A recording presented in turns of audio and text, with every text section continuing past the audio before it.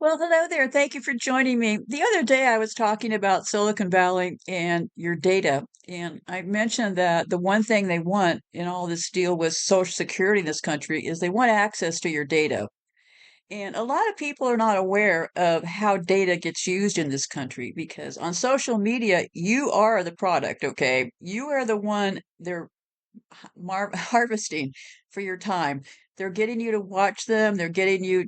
You're giving them your watch time. They're getting ad money off of you, and at the same time, they're also collecting your data. They're getting you to buy expensive T-shirts, all kinds of stuff. Okay, what I do is I scan around. I don't give them the time. I just pop in, pop out, because right now everybody is arguing both sides over every word Trump is saying. Both sides. Well, today Trump said this. Yeah, wait a minute. He said that. So all of that is an effort to completely control your time. The number one thing with psychopaths, control the time, then you control the narrative, right? Get you so exhausted after a day of listening to all this back and forth that you're not even minding your own personal business. Because Elon Musk and them, the deal with Social Security offices and all that, those places are loaded with data, absolutely loaded with data. That's exactly why Facebook even exists. Companies like Facebook and other Silicon Valley time tech giants collect data primarily because user data is incredibly valuable for their business models.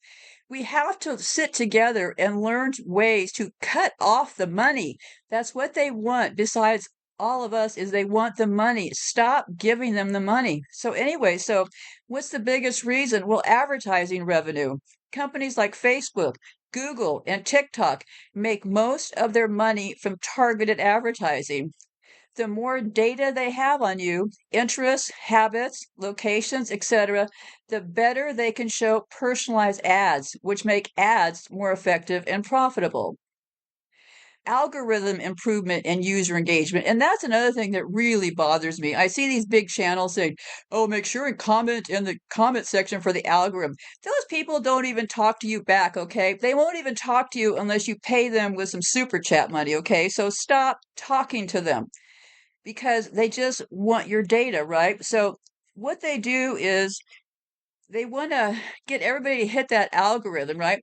It's almost like if you look at it this way, listening to some of these people's channels kind of reminds me of they've forgotten who's the customer, right? They're telling you, you must subscribe. If you don't subscribe, blah, blah, blah. Oh, by the way, make sure and comment for the algorithm. It's like you're working for these people, right? Well, the reason for all of that is because every time you follow one of those actions, okay, subscribe to their channel, click on that like or whatever, you are in fact hitting that algorithm, right? So you are in fact engaging. So social media platforms track how you interact with content to fine tune algorithms that keep you engaged for longer. Control the time, you control the narrative. If you would like it, I've offered my book for free. The number one thing with psychopaths is control, full stop. They also want your information for more engagement, more ad views equals more profit. I would have to say this, I would bet the farm on this thing. If you and all of us stopped visiting these people and giving them our numbers and our views and stuff, most of them would go away. Do you think any of them would be there if they were there for free? They would not. If they don't get the amount of views they're expecting, they whine and cry like insane maniacs, okay? Just remember, it's all to get you to engage. Once they get you to engage, they control your time and they control your data. They also use tech companies, use user data to improve their products. So they analyze behavior patterns to create new features or improve existing ones. Here again, I stop doing any kind of a survey. If a thing pops up that says, how do you like it here today on YouTube? I don't answer. I'm done answering. I'm not giving them my data. They do it for market domination and competitive advantage. Data helps companies understand trends before competitors do. They can predict what users want and stay ahead of the competition. They can sell data directly or indirectly. While companies claim they don't sell your personal data, they often share it with partners for ad targeting. Did you hear that part? They can claim they don't sell your personal data, but they often share it with partners for ad targeting. Some third party services and data brokers compile this information for even broader marketing purposes. Is it ethical? Many argue it's a privacy violation and that users don't fully understand how much data they give away. Governments, like in the EU, have tried to limit data collection, but Silicon Valley companies still find ways to work around it. And they're even using it through law enforcement. Are you aware that U.S. government agencies, including law enforcement and intelligence agencies, often buy data from private companies instead of collecting it directly? Why do they do that? Well, this allows them to bypass certain privacy laws while still getting access to vast amounts of personal information. Like I said, this has been a game of exclusion, right? You assume these things are being protected in the background because they're doing things like, well, if I give it to somebody else and loan it to them, then I'm not really giving away your private data. It's all just a big trick. So how does this work? Private companies collect the data. Data brokers like Axiom, Oracle, Experian, and Palantir. And I will be getting back to Palantir. That's a Peter Thiel organization when I can catch a breath. But Palantir is big into all this spyware. They gather personal data from websites, apps, credit reports, or even public records. Social media platforms, mobile apps, and even retailers sell user behavior data like location, purchases, and browsing history. I've said for years, I think the sole purpose of Amazon was to build up a database of our user habits, but not my point for today. But, anyways, so how do government agencies buy this data, which is the part that most people are totally unaware of? So instead of directly collecting sensitive data, which could be illegal or require a search warrant, agencies like the FBI, NSA, ICE, and local police buy it from third party companies. This allows them to claim that they don't collect data themselves, even though they still have access to it. Like a few years ago, everybody started hooking up those Ring cameras to their homes. Well, pretty soon the cops started accessing those Ring cameras. I asked a few people, I said, aren't you uncomfortable having a camera on your home that hooks up to the police department? Not really doing anything bad, so actually it gives me more protection. See, this is where the slope really gets slippery, right? So it's about the loopholes in privacy laws. The Fourth Amendment protects against unreasonable searches, meaning the government would need a warrant to force companies to hand over data. However, always a catch, right? If they buy the data instead of demanding it, they don't need a warrant because it's considered publicly available from a third party. And that's pretty tricky, right? So everybody says, well, I have my Fourth Amendment. Well, the Fourth Amendment, I'll repeat this one more time, protects against unreasonable searches, meaning the government would need a warrant to force companies to hand over data. However, if they buy the data instead of demanding it, they don't need a warrant because it's considered publicly available. See, that's how it works. They got all this stuff made publicly available, right? So then they can go around and sell it. Real life examples. The US military bought location apps, data from apps, including a Muslim prayer app used by millions. ICE, the Immigration and Customs Enforcement, purchased phone location data to track people without needing a warrant. The FBI and CIA were found buying bulk internet browsing data for investigations. Is any of this legal? Well, yes, of course it's legal because it's a scam, right? Currently, yes, because US privacy laws have not caught up with data buying practices. Oh, this is just shocking information.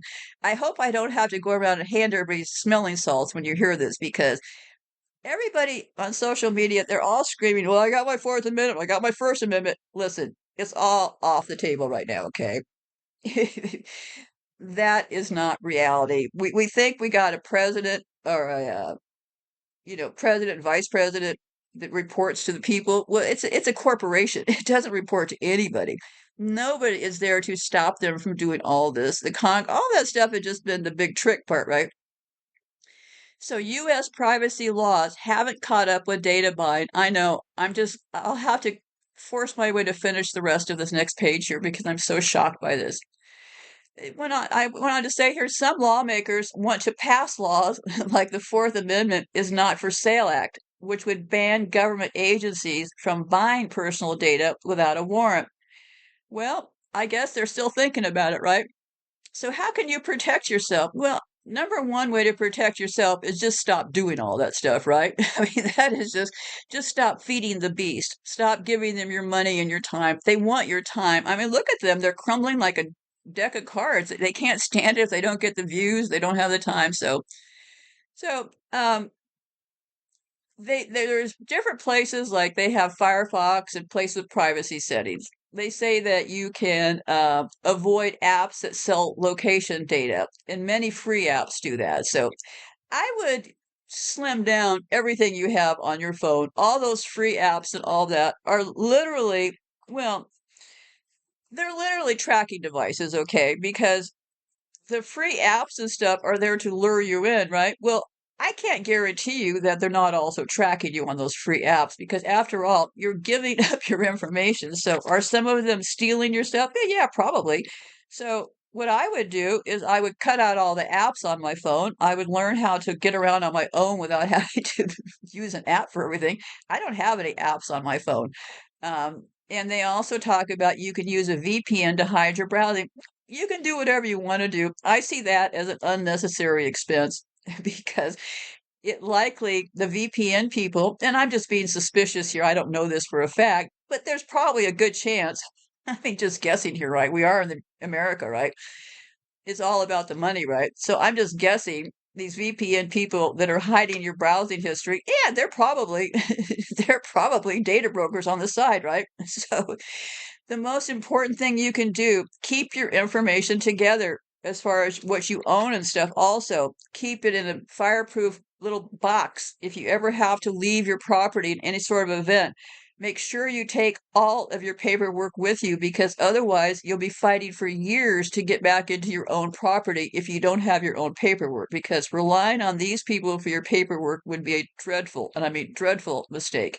Any identification for your kids, your passport, all that stuff should be in one tiny little fireproof box that you keep by the door, ready to leave with at any moment because this is only going to get worse. So, to navigate your way through a system that has less people to help you on the inside and not having your own paperwork would be a critical mistake. So, number one thing, make sure you have all of your own paperwork in your hands and you're not relying, your banking, anything you have, make sure you have it handy.